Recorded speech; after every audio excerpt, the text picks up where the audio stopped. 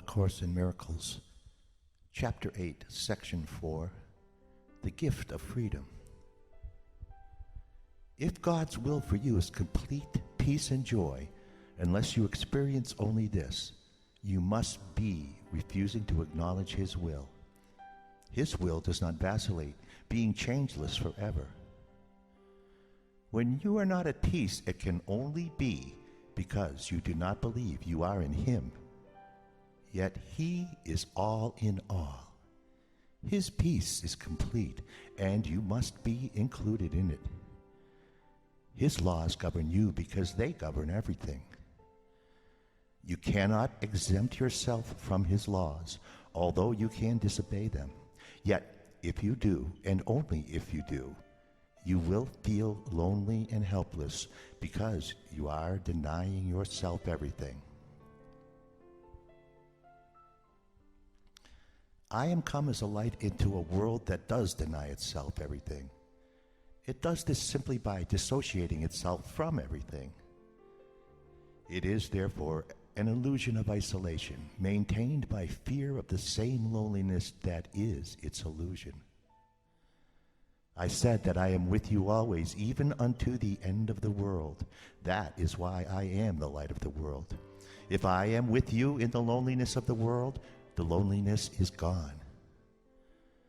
You cannot maintain the illusion of loneliness if you are not alone. My purpose, then, is still to overcome the world.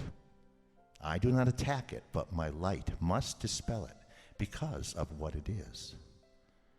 Light does not attack darkness, but it does shine it away. If my light goes with you everywhere, you shine it away with me.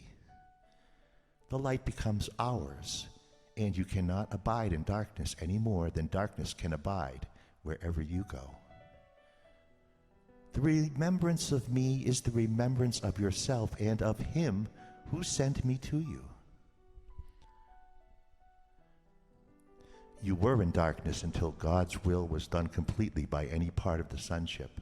When this was done, it was perfectly accomplished by all. How else could it be perfectly accomplished? My mission was simply to unite the will of the sonship with the will of the Father by being aware of the Father's will myself. This is the awareness I came to give you, and your problem in accepting it is the problem of this world. Dispelling it is salvation, and in this sense I am the salvation of the world.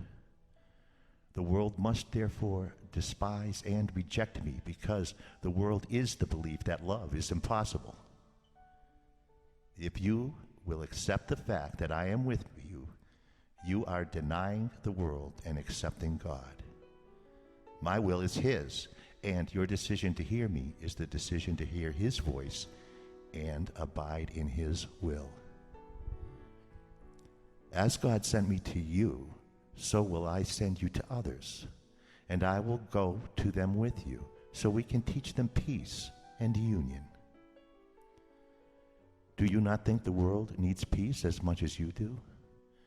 Do you not want to give it to the world as much as you want to receive it? For unless you do, you will not receive it. If you want to have it of me, you must give it. Healing does not come from anyone else. You must accept guidance from within. The guidance must be what you want, or it will be meaningless to you. That is why healing is a collaborative adventure.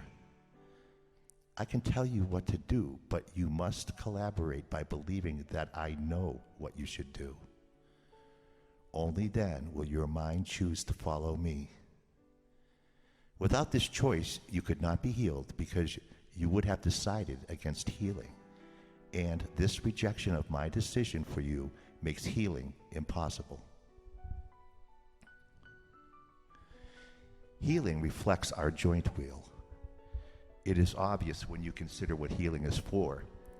Healing is the way in which the separation is overcome. Separation is overcome by union. It cannot be overcome by separating.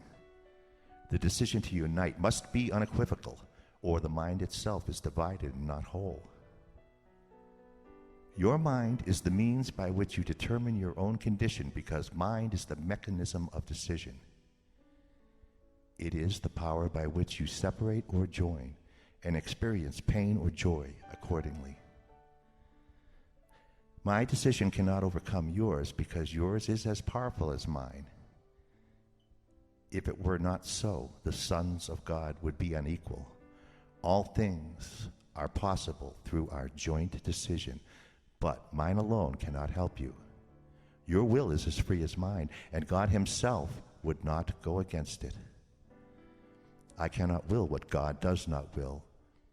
I can offer my strength to make yours invincible, but I cannot oppose your decision without competing with it and thereby violating God's will for you.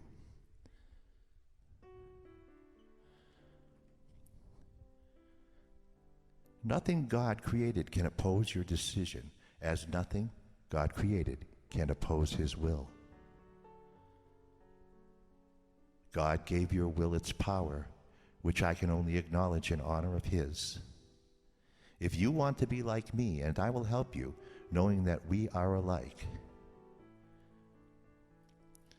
If you want to be different, I will wait until you change your mind. I can teach you, but only you can choose to listen to my teaching. How else can it be if God's kingdom is freedom? Freedom cannot be learned by tyranny of any kind, and the perfect equality of all God's sons cannot be recognized through the dominion of one mind over another. God's sons are equal in will, all being the will of their Father. This is the only lesson I came to teach.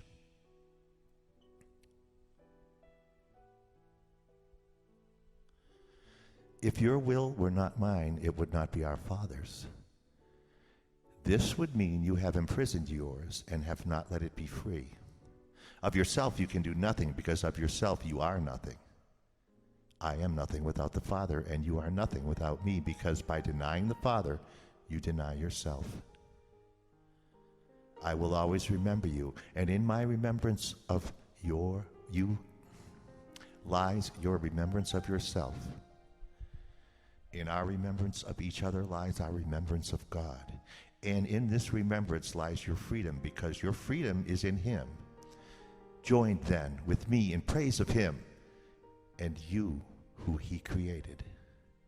This is our gift of gratitude to him, which he will share with all his creations, to whom he gives equally whatever is acceptable to him. Because it is acceptable to him, it is the gift of freedom, which is his will for all his sons. By offering freedom, you will be free.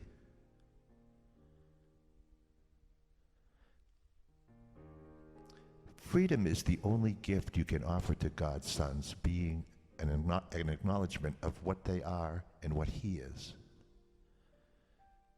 Freedom is creation, because it is love. Whom you seek to imprison, you do not love.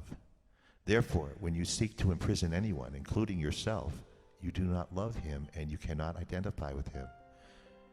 When you imprison yourself, you are losing sight of your true identification with me and with the Father. Your identification is with the Father and with the Son. It cannot be with one and not the other. If you are part of one, you must be part of the other, because they are one. The Holy Trinity is holy because it is one. If you exclude yourself from this union, you are perceiving the Holy Trinity as separated. You must be included in it, because it is everything. Unless you take your place in it and fulfill your function as part of it, the Holy Trinity is as bereft as you are. No part of it can be imprisoned if truth is to be known.